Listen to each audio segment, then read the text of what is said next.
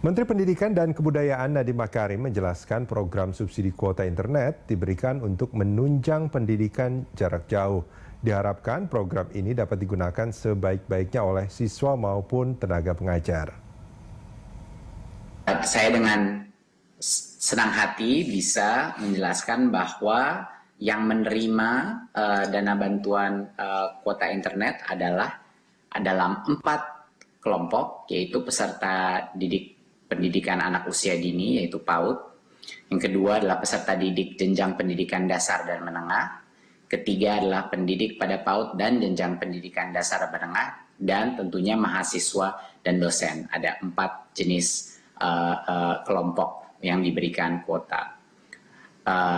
Kuota tersebut untuk yang peserta didik PAUD sebesar 20 giga. Untuk peserta didik jenjang pendidikan dasar dan menengah, ini grup yang terbesar, ada 35 giga. Pendidik pada PAUD dan jenjang pendidikan dasar diberikan 42 giga, dan mahasiswa dan dosen diberikan 50 giga. Giga itu dibagi dari kuota umum yang bisa digunakan untuk semua jenis aplikasi dan kuota belajar yang secara spesifik hanya untuk aplikasi dan aktivitas belajar. Dan durasi bantuan ini selama 4 bulan. Berikut. Ya, ada beberapa persyaratan penerima bantuan.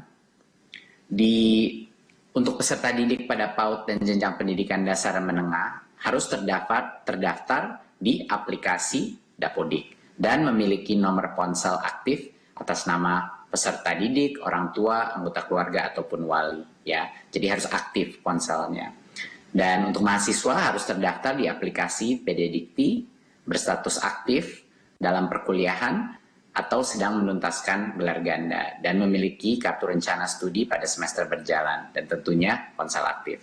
Untuk pendidik di jenjang PAUD dan jenjang pendidikan dasar menengah juga sama, harus terdaftar di aplikasi Dapodik dan punya nomor aktif. Dan untuk dosen harus terdaftar di aplikasi PD Dikti dan berstatus aktif pada tahun ajaran 2020 sampai 2021 dan memiliki nomor registrasi NIDN, NIDK atau NUP dan tentunya memiliki nomor ponsel yang aktif. Kami memastikan bahwa persyaratan tersebut dilakukan agar meminimalisir isu-isu birokratis yang bisa menghalang. Jadi kami buat persyaratannya sesederhana mungkin untuk bisa mendapat bantuan kuota data internet.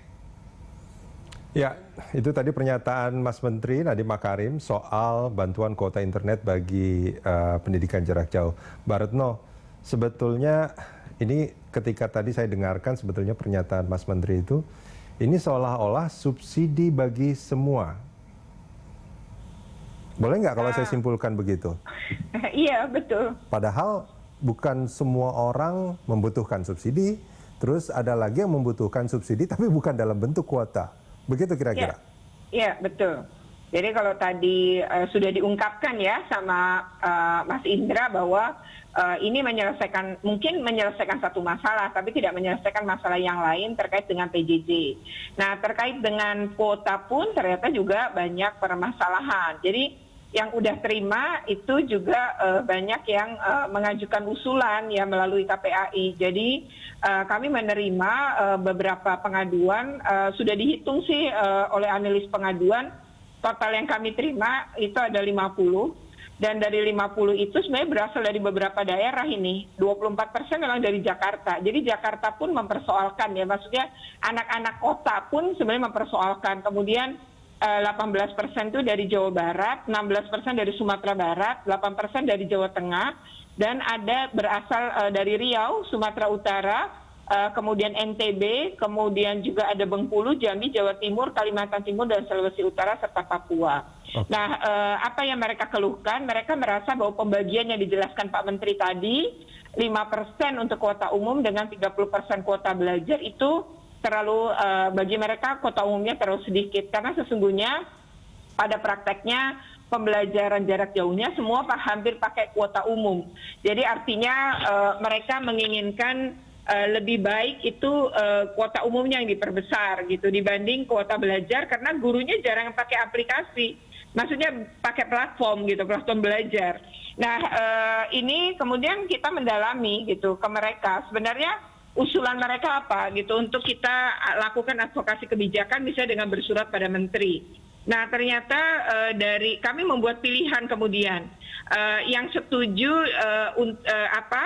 perubahan itu. Nah, ternyata kita mendapatkan data ada usulan dari 35 itu 10 GB untuk umum, 25 GB untuk belajar itu ada sekitar hanya 2% yang ngusulin. Nah, usulan terbesar itu adalah berada di kuota umum. Jadi semua diminta jadi kuota umum aja, sehingga toh semua platform juga jadi bisa gitu.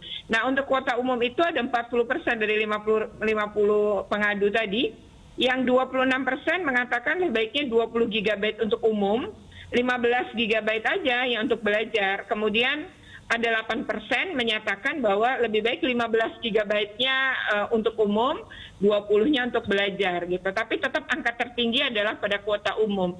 Kami akan menindaklanjuti ini nanti sebagai bentuk advokasi apakah bisa dipertimbangkan agar itu maksimal. Karena kami juga bertanya alasannya apa, kok mereka minta diubah. Karena guru-gurunya nggak pada pakai platform, jadi untuk apa juga gitu. Kemudian WA ternyata bisa, karena ada sebelumnya yang bilang Zoom nggak bisa di pengadu kami, tapi belakangan ada pengadu lain mengatakan Zoom bisa. Lalu katanya WA nggak bisa. Ternyata menurut kementerian di websitenya kami lihat aplikasi WA itu bisa. Memang platformnya itu ada Ruang Guru, Rumah Belajar, ya, kemudian Sekolahmu, Cambridge juga ada, Zenius, yang tadi disebutkan Pak Menteri hingga 19 tadi ya. Yang urutan ke-20 pas kami lihat memang aplikasi WhatsApp. Jadi memang pembelajaran tertinggi itu berada menggunakan Google Classroom, itu ada Google Classroom di sini, lalu Zoom, ya, tetapi Zenius juga cukup tinggi, namun guru tuh kadang-kadang aja pakai itu, lebih sering nyuruh tugas anak lewat WA, download lewat WA. Mereka justru lebih membutuhkan Google katanya. Jadi kalau SMK terutama, itu ada pengadu SMK cukup banyak, ada 11. Dia mengatakan kami itu tiap hari lihat aplikasi itu justru menggunakan Google. Karena seluruh praktek yang harusnya kami lakukan itu tidak bisa kami lakukan. Nah, itu melihat videonya ada di Google. Videonya itu ada di YouTube kata mereka. Jadi bagi mereka yang penting searching Google itu adalah termasuk YouTube, dan utamanya YouTube kalau anak-anak SMK, karena semua yang mereka butuhkan itu justru dari YouTube untuk melihat praktek-praktek pembelajaran sesuai bidang dia. Nah, ini yang bidang keahliannya. Jadi bagi mereka kalau YouTube tidak masuk itu membuat sebuah kesia-siaan juga gitu, karena kurang untuk 5 GB untuk 1 bulan itu bagi anak-anak SMK misalnya. Nah, tapi tidak SMK aja mereka merasa itu kurang. Dan kalau ada tuduhan-tuduhan misalnya nanti disalahgunakan pakai game online dan lain-lain, menurut saya ya itu kan tergantung bagaimana orang tua ya. Jadi artinya jangan memberi bantuan dengan praduga gitu. Jadi nanti disalahgunakan, nanti begini, nanti begitu, yang nggak dilakukan gitu. Sementara anak-anak SMK ternyata lebih butuh YouTube. Begitu, Mas. Tapi di sisi lain juga ini kan menjadi kekhawatiran juga seperti yang disebutkan sama Mbak Retno. Kan dia kan masuknya di handphone biasanya itu kan?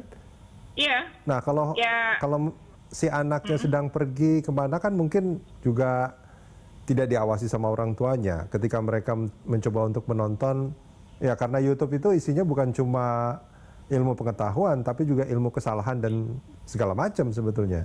Ya, sebenarnya kalau kekhawatiran itu pasti ada. Sekarang aja nggak usah dikasih bantuan, kekhawatiran itu kan sudah ada. Nah, kalau kemudian ngasih bantuan dengan alasan seperti itu, sebenarnya itu bisa diatur dengan penguatan pada orang tua ya. Artinya kan kita nggak bisa ngelihat anak udah di rumah-rumah gitu. Ketika berada dia di rumah-rumah, disitulah dorongan orang tua. Jadi kita sebenarnya bisa mengingatkan terkait itu ya, bahwa orang tua lah yang harus melakukan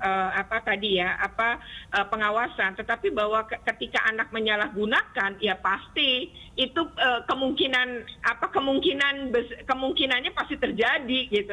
Namun tadi ya, meminimalkan itu tetap bisa kita lakukan. Dan sebenarnya nggak dapat bantuan pun sudah banyak katanya.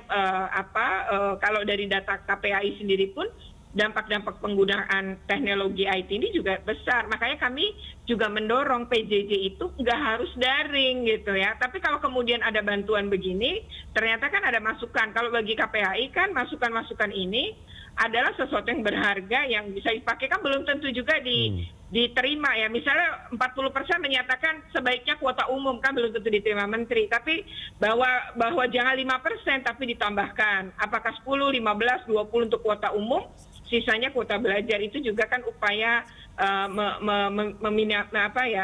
mencegah gitu ya. Tetapi semua kan tergantung pada Kemdikbud juga gitu. Tapi KPAI akan melanjutkan ini untuk ditindaklanjuti oleh kementerian. Baik, saya ke Mas Indra. Mas Indra, ini menarik ya. Soal kuota internet ini sebetulnya kan hanya menyelesaikan satu masalah, tapi tidak menyelesaikan masalah yang lainnya. Tapi ketika dia mencoba untuk menyelesaikan satu masalah pun, ternyata timbul masalah lain sebetulnya. Soal besaran kuota bagi kuota umum dan kuota belajar itu juga menjadi masalah. Karena kebutuhan, ini kalau dari penjelasan Bu Retno tadi, boleh saya simpulkan gini ya Mbak ya, bahwa kebutuhan tiap kelompok terhadap kuota internet itu berbeda-beda. Berbeda, betul. Berbeda. Betul. Nah ini gimana Mas Indra? Ya itu tadi kan yang saya sampaikan, yang paling benar itu adanya sebuah diskusi dulu. Jadi dari sekolah ke dinas pendidikan, ya kan, diinventaris problematikanya apa, solusi yang mungkin dilakukan apa, kemudian dari dinas pendidikan ada diskusi dengan kementerian.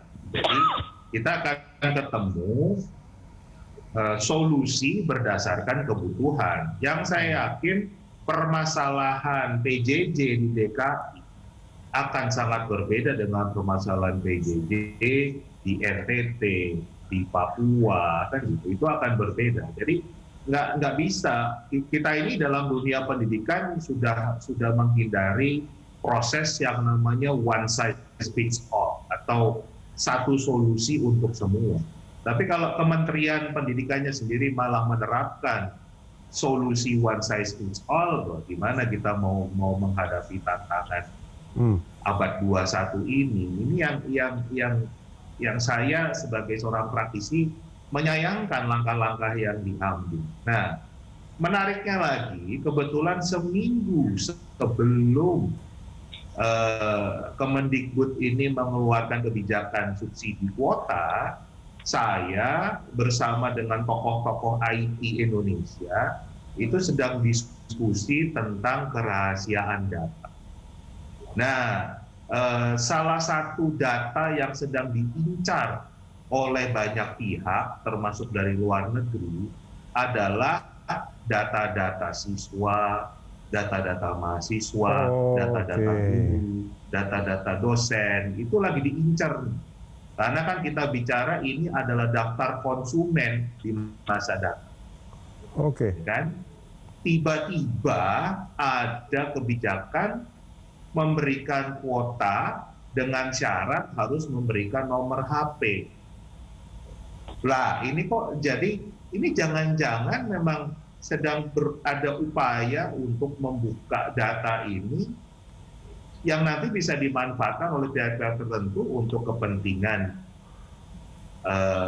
ini kekhawatiran ya. Kan begitu. Ini kekhawatiran Mas Indra kekhawatiran kan gitu. Dan pas aja kok juga harus menyerahkan nomor HP kan begitu. Baik. Kenapa nggak sebaliknya, kalau kita mau beli voucher aja kan kita nggak ditanya nomor HP-nya, tapi kita beli nomor vouchernya. Ya, ini satu kekhawatiran yang harus kita cermati. Kita nggak mau berpikiran negatif, tapi waspada kan harus. Karena ini di dalam diskusi saya itu, diskusi dengan para tokoh IT, ini adalah kedaulatan bangsa. Kalau ini kita dibuka, kita benar-benar telanjang, ya kan? Benar-benar kita nggak punya kedaulatan. Ini sama dengan VOC era abad 21.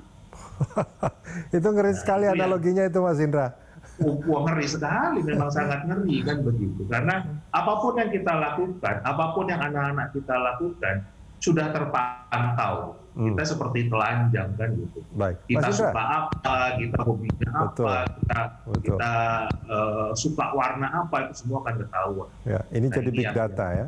Baik, Mas Indra, kita jeda sebentar. Mbak Retno, kita jeda sebentar. Kita akan lanjutkan di Ya. segmen berikut. Pemirsa jangan kemana-mana, kami akan segera kembali.